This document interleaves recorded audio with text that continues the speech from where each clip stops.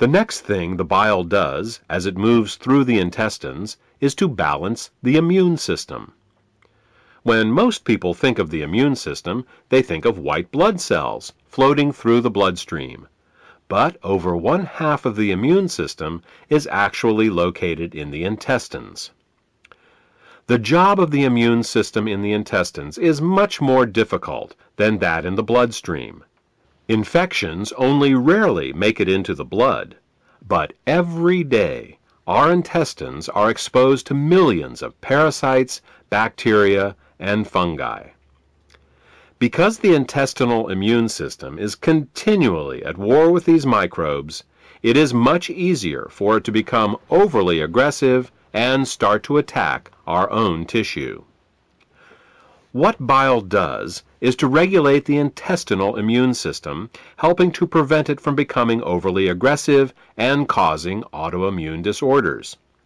If you're suffering from a gut-related autoimmune disorder, it may be because of a blockage of bile flow. The last thing that bile does in the intestines is to kill parasites and candida. Tests show that even the healthiest person still has some degree of parasitic and fungal infection. While there are many antiparasitic and antifungal remedies available in the marketplace, most of them are mildly toxic and therefore unsuitable for daily use. If, however, your bile flow is healthy, then you have a built-in defense against parasites and candida. Well, that about covers what bile does to maintain the health of the intestines, and what happens when bile can't get into the intestines in proper amounts due to the presence of biliary sludge and gallstones. Now, let's turn our attention to what happens when biliary sludge and gallstones cause toxins to back up into the bloodstream. Just as the kidneys remove water-soluble toxins from our bodies, the liver removes fat-soluble toxins from our bodies by putting them into the bile. If the bile gets clogged up due to biliary sludge and/or gallstones, then the fat-soluble toxins can't get out, and they start to build up in the body. One of the first signs that bile is backing up is an increase in cholesterol. This happens because the only way cholesterol can leave the body is through the bile. Impaired bile excretion causes cholesterol levels to rise. It's that simple. In addition to the levels of cholesterol rising, bilirubin levels can also begin to rise. If they get to be bad enough, you can see the whites of a person's eyes, and sometimes their skin, take on a yellow tint. The technical term for this is jaundice.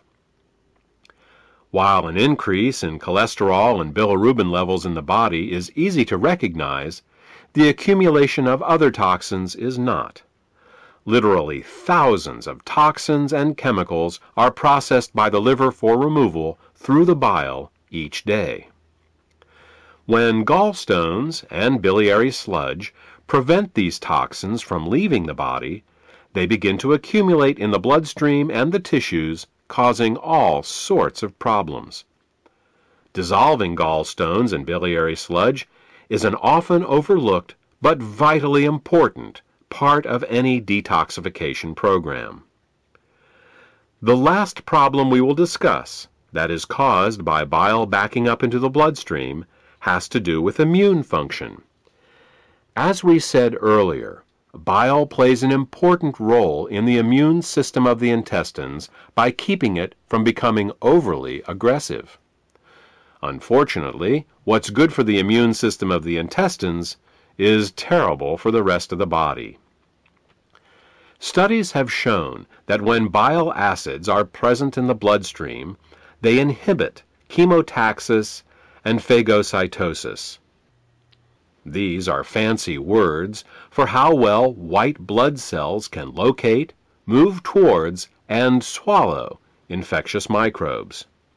Thus, what starts out as a beneficial immunoregulative action in the intestines becomes an immunosuppressive action in the bloodstream and the tissues. These are all effects of bile backing up in the bloodstream. The final set of problems we will discuss is how biliary sludge and gallstones can affect the neighboring organs. In addition to bile acids backing up into the bloodstream, bile can also back up into the pancreas and liver, where it can cause alkaline burns. This is because the liver, pancreas, and gallbladder all share the same basic plumbing, the common bile duct. There are valves that keep the bile from backing up into the liver and pancreas. If a small stone finds its way into one of these valves, the valve can get stuck in the open position. If this happens, then every time the gallbladder contracts to squeeze the bile into the small intestines, it can also squeeze the bile into the pancreas and the liver, causing caustic alkali burns and irritation.